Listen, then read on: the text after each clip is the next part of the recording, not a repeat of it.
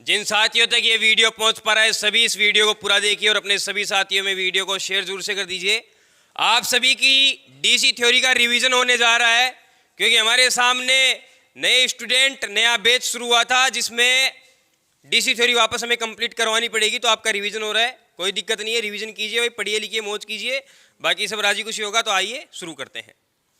सबसे पहले DC theory की बात आती है, लेसन शुरू करते हैं तो सबसे पहले बात आती है परिचय की। साहब डीसी थ्योरी की आवश्यकता क्यों पड़ गई? देखिए इस लेसन के अंदर हम डीसी परिपथ जितने भी होते हैं उनसे संबंधित जितने नियम होते हैं वो देखेंगे, डीसी परिपथ होता क्या है वो देखेंगे, और डीसी परिपथ जो होते हैं कितने प्रकार के होते हैं वो सब चीजें हम इस वीडियो में या फिर क्लास में देखने वाले हैं। शुरू करें।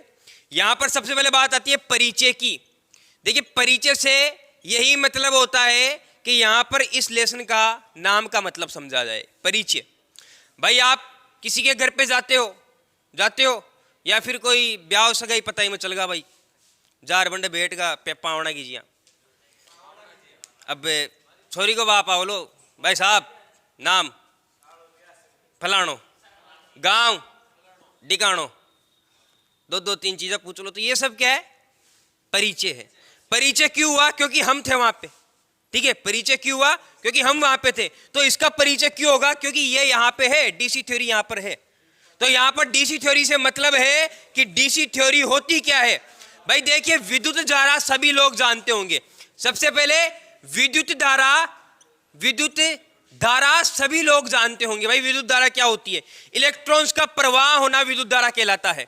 इलेक्ट्रॉन्स का प्रवाह होना विद्युत धारा कहलाता है। विद्युत धारा कितने प्रकार की होती है भाई? गतिज और स्थितिज या स्थिर लिख देता हूं भाई। ठीक है, अब यहां पर गतिज विद्युत धारा वह है जो तारों की सहायता से एक स्थान से दूसरे स्थान तक जाती है। ठीक है, ये हो गई गतिज। भाई कोई वायर है, वायर में से करंट फ्लो करवाई जा रही है तो वो क्या हो गई? गतिज विद्युत धारा हो गई। उसे ही तो कहेंगे ना भाई, ये वायर यहां से लगाया हमने, यहां पर सॉकेट में वायर लगा दिया और अब ये विद्युत धारा मैं 1 किलोमीटर दूर तक लेकर के जा रहा हूं, तो ये कौन सी विद्युत धारा हो गई? गतिज विद्युत धारा हो गई। क्यों हो गई? क्योंकि ये विद्युत धारा इतनी दूर चली गई। इसके बाद में आती है स्थिर विद्युत धारा। स्थिर विद्युत धारा कौन सी होती है? स्थिर विद्युत कौन सी होती है? जो विद्युत धारा जहां पर बनती है वहीं पर खत्म हो जाती है, वह विद्युत स्थिर विद्युत कहलाती है। कोई विद्युत है, बनी, खत्म हो गई। एग्जाम्पल देता हूं, आप कुर्सी पर बैठे हैं घर पे, ठीक है, पटलाए कर रहे हैं, बैठे बातें कर रहे हैं आराम से। भाई कोई तीसरा आदमी आता है, आप आराम से उसके कुर्सी के रगड़ रहे हैं, आहा मजा आ रहा है, खुजली चल रही है पीठ में, आहा मजा आ रहा है ना। तीसरा आदमी आया, भाई साहब जैसे ही हाथ लगाता है अगले का यार झटका लगता है, ये क्या हो रहा है? वो है स्थिर विद्युत। क्यों? क्योंकि कुर्सी क्या है? कुर्सी के अंदर थे इलेक्ट्रॉन, वो इलेक्ट्रॉन आया हमारे अंदर, अभी वो इलेक्ट्रॉन हमारे अंदर ही है, लेकिन इन इलेक्ट्रॉन्स को दूसरी जगह पर जाने के लिए जगह चाहिए या फिर रास्ता चाहिए। जैसे ही तीसरा आदमी आता है, मुझे हाथ लगाता है, कुर्सी का इलेक्ट्रॉन मेरे अंदर आया, मेरा इलेक्ट्रॉन उस व्यक्ति के अंदर जाएगा। ये होती है स्थिर विद्युत। इसको हम तारों की सहायता से एक जगह से दूसरी जगह पर नहीं ले गए, ये विद्युत जहां बनी वही खत्म हुई। ठीक है, तो ये कहलाती है स्थिर विद्युत। ठीक है, एग्जाम्पल समझ में आ गया। अब यहां पर जो हमारे पास गतिज विद्युत है ये 2 प्रकार की होती है। कौन सी? एसी और डीसी। एसी की फुल फॉर्म होती है अल्टरनेटिंग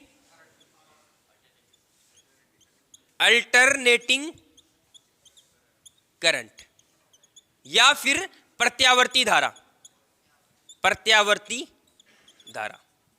अब यहां पर जो डीसी होती है इसकी फुल फॉर्म होती है डायरेक्ट करंट।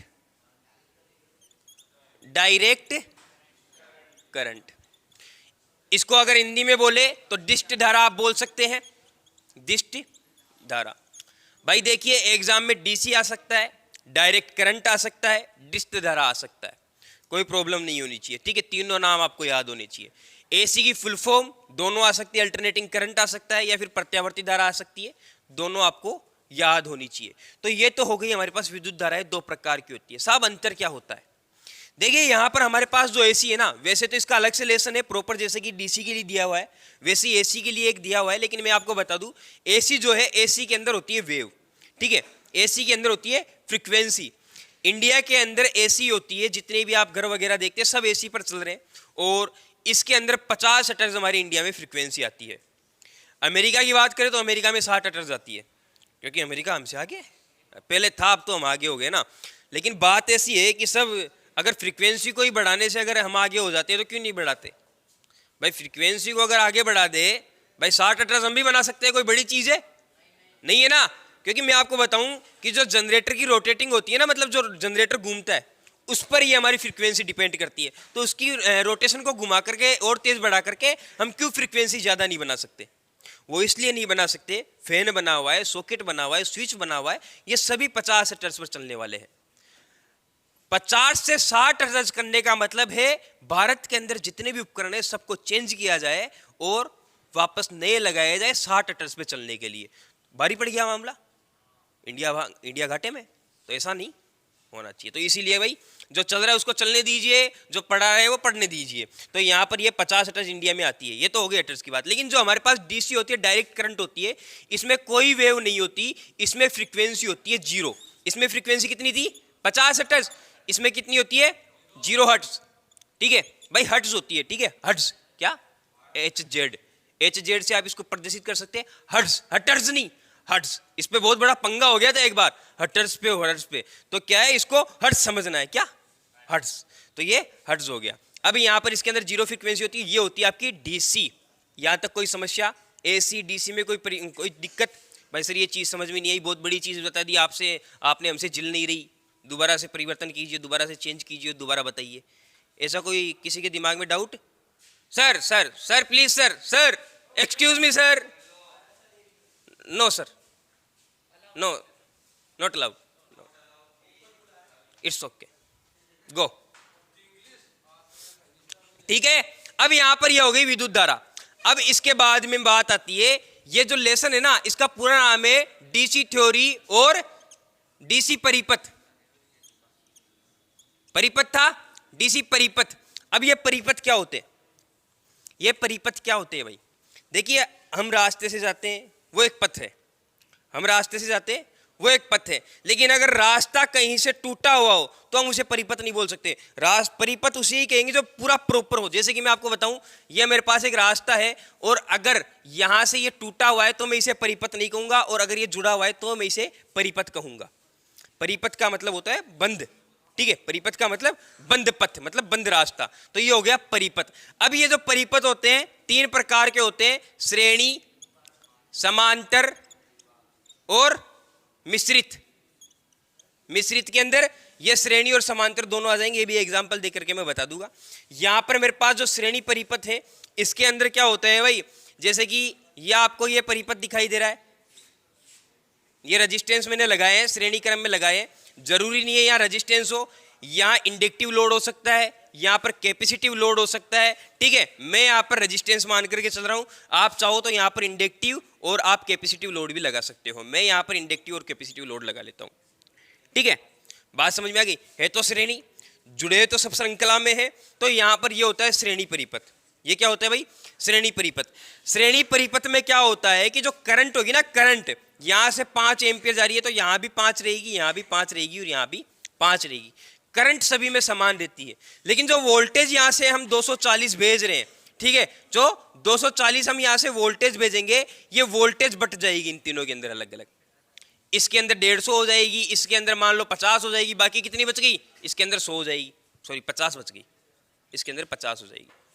तो इस तरह से वोल्टेज बढ़ जाएगी। श्रेणी के अंदर क्या होता है कि वोल्टेज बढ़ जाती है, करंट आगे से जो आती है वो सेम रहती है। करंट जो आगे से आ रही है वो सेम है। 5 एम्पियर हमने भेजी, सभी के अंदर 5-5 एम्पियर है। वोल्टेज हमने 240 दी, वो 240 वोल्टेज अलग अलग बढ़ चुकी है। तो ये तो हो गया श्रेणी परिपथ।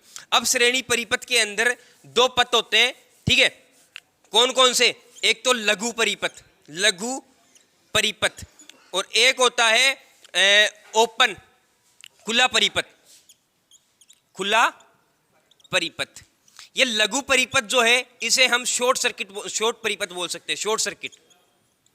ठीक है, शॉर्ट सर्किट। भाई परिपथ को हम अंग्रेजी में सर्किट बोलते हैं। गगन जी आए? नहीं आए? ठीक है भाई। अब यहां पर जो खुला है इसको हम ओपन सर्किट बोलते हैं, ओपन सर्किट। अब इसका एग्जाम्पल मैं देना चाहूंगा।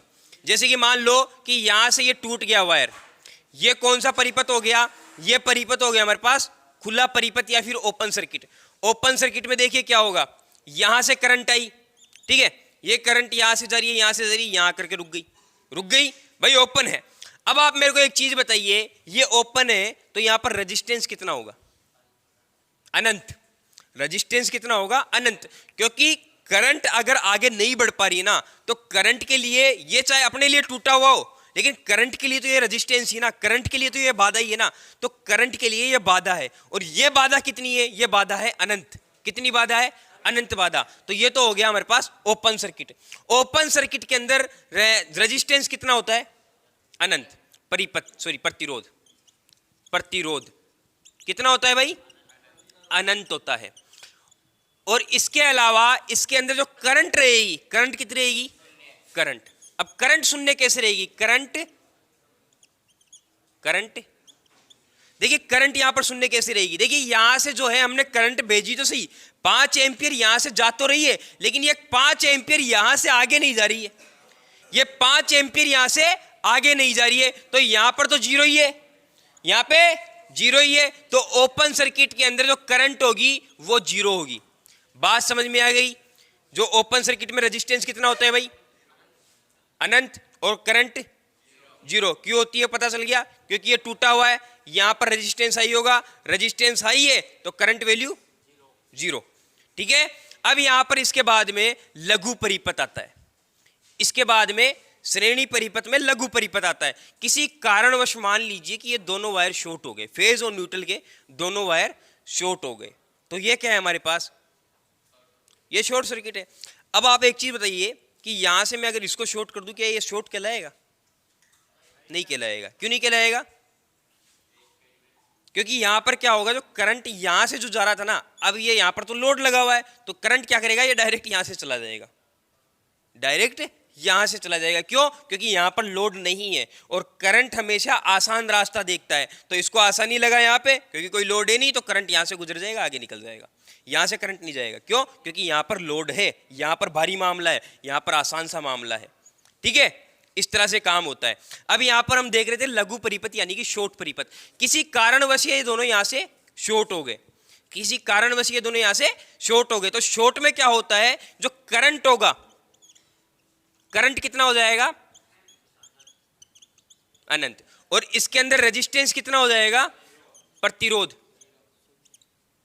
प्रतिरोध शून्य। बिल्कुल इसका उल्टा।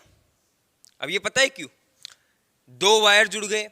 एक दूसरा एग्जांपल देता हूं, ये 3 फेज आ रहे, ठीक है, इन 3 फेजों के अंदर से ये है आर, ये है वाई और ये है बी, ये आपस में यहां से शॉर्ट हो गए भाई साहब। इसके अंदर था 5 एम्पियर, इसके अंदर था 5 एम्पियर, दोनों में 5-5 एम्पियर, दोनों शॉर्ट हो गए, मिलकर के कितना हो गया, जुड़ गया, करंट बढ़ी। तो शॉर्ट होने पर हमेशा करंट बढ़ेगा। जैसे ही यहां पर करंट बढ़ा, और करंट अगर ज्यादा हो गया, इसका मतलब रेजिस्टेंस गिर गया। भाई करंट ज्यादा तभी होगा जब रेजिस्टेंस गिरेगा, ठीक है। तो यहां पर ये हो गया रेजिस्टेंस, तो ये वैल्यू यहां पर ही आ गई। अब इसके बाद में बात आती है समांतर परिपथ की, इसके बाद में बात आती है समांतर परिपथ की। समांतर को हम पैरेलल सर्किट भी बोलते हैं, ठीक है। और यहां पर मैं ये समांतर परिपथ एक बना लेता हूं। ये अपन ने क्या बना लिया भाई, ये समांतर परिपथ अपन ने बना लिया। इसके अंदर क्या होगा कि यहां से हम देंगे 240 वोल्टेज, ठीक है। यहां पर क्या होगा, दोनों के अंदर वोल्टेज समान रहेगी, यहां पर दोनों के अंदर वोल्टेज समान रहेगी। जितनी वोल्टेज हम यहां से देंगे उतनी ही वोल्टेज ये लेंगे, ठीक है। अब यहां पर करंट की जो वैल्यू होगी, यहां पर 5 एम्पियर भेज रहे हैं तो ये 2 एम्पियर ले लेगा, ये 3 एम्पियर लेगा, मतलब बिल्कुल इसके अपोजिट हो जाएगा। यहां पर करंट वैल्यू अलग अलग हो जाएगी, करंट वैल्यू अलग अलग हो जाएगी हुई। अब यहां पर एक चीज हमेशा याद रखना, जो घरों की वायरिंग में हम काम में लेते हैं, समांतर परिपथ ही काम में लेते हैं, समांतर सर्किट ही हम काम में लेते हैं, घरों की वायरिंग हम समांतर में ही करते हैं। इसका कारण पता है क्या है, ये मान लीजिए एक रूम है, और एक रूम के अंदर ये आपने यहाँ पर फैन लगा रखा है, यहाँ पर लैंप लगा रखा है, और यहाँ पर आपने चलो एसी की तो नहीं है अपनी बस की बात, लेकिन लगा लेते हैं, ठीक है भाई। ये अपन ने एसी लगा ली, तीनों चीज हमने लगा ली, लग गई। अब मान लो किसी कारणवश एसी उड़ गया साहब, देखो खर्चा तो आएगा, है ना, खर्चा तो आ गया, लेकिन अब समझने के लिए इसको उड़ाना पड़ेगा। ये हमने एसी उड़ा दिया भाई, एसी उड़ गया। दो चीजें और लग रही थी, तो इसको फेज यहां से मिलता रहेगा और इसको न्यूट्रल यहां से मिलता रहेगा, तो फेज इन दोनों के अंदर जाएगा, न्यूट्रल यहां से दोनों के अंदर जाएगा, जा रहा है। मतलब सिर्फ एसी उड़ा है, बाकी सामान तो चल रहा है हमारा। और गलती से मान लो कि यहां पर भी हमने ये एक एसी लगा रखा है, ये फैन लगा रखा है और ये कूलर लगा रखा है, यहां पर ये एसी उड़ गया साहब, अब तीनों चलेंगे? नहीं चलेंगे। क्यों? क्योंकि ये सर्किट यहीं से ओपन हो गया, और ओपन होते रेजिस्टेंस हो जाएगा हाई, करंट वैल्यू 0, इसीलिए क्या हो जाएगा भाई, यहां पर भी मामला गड़बड़। तो इसीलिए हम घरों के अंदर समांतर का काम में लेते हैं। समांतर को इसलिए क्योंकि अगर एक लैंप खराब हो जाए, एक फैन खराब हो जाए, तो बाकी उपकरण हमारे रेगुलरली काम करेंगे, इसीलिए हम समांतर का प्रयोग करते हैं। समझ में आ गई बात? समांतर का प्रयोग इसलिए करते हैं। अब समांतर के अंदर भी दो प्रकार के सर्किट होते हैं, एक तो होता है लघु परिपथ, एक होता है लघु परिपथ, और एक होता है भाई ओपन सर्किट। ओपन सर्किट, ये ओपन लघु, ये मैंने यहां पर बता दिया है कि ओपन को क्या बोलते हैं, लघु को क्या बोलते हैं, तो ये बार बार मैं नहीं बता रहा। अब यहां पर समांतर के अंदर जैसे ही लघु होगा तो क्या हो जाएगा, जैसे ही समांतर में शॉर्ट सर्किट हुआ तो क्या होगा,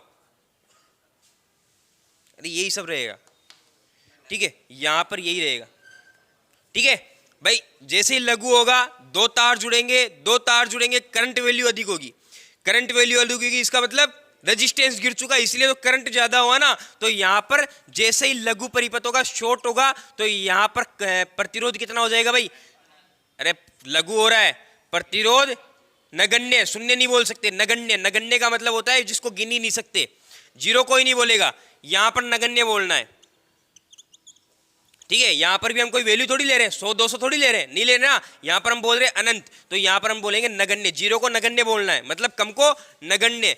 हो सकता है भाई 0.1 हो सकता है ना, 0.2 हो, तो ऐसा हो सकता है, तो इसीलिए नगण्य जिसको हम गिन नहीं सकते, नगण्य का मतलब जिसको हम नहीं गिन सकते। तो यहां पर जैसे ही शॉर्ट हुआ, करंट वैल्यू कितनी हो जाएगी, अनंत, ठीक है, करंट वैल्यू अनंत, और प्रतिरोध नगण्य, प्रतिरोध नगण्य। और ओपन में क्या हो जाएगा, ओपन में हो जाएगा प्रतिरोध अनंत, ठीक है, और करंट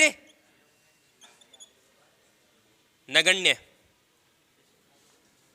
ठीक है। नगण्य और अगण्य की समस्या समझने में आएगी।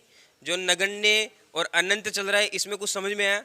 जीरो को नगण्य नहीं बोलना है, नगण्य इसलिए नहीं बोलना है क्योंकि कोई जरूरी नहीं है वहां पे नगण्य ही हो।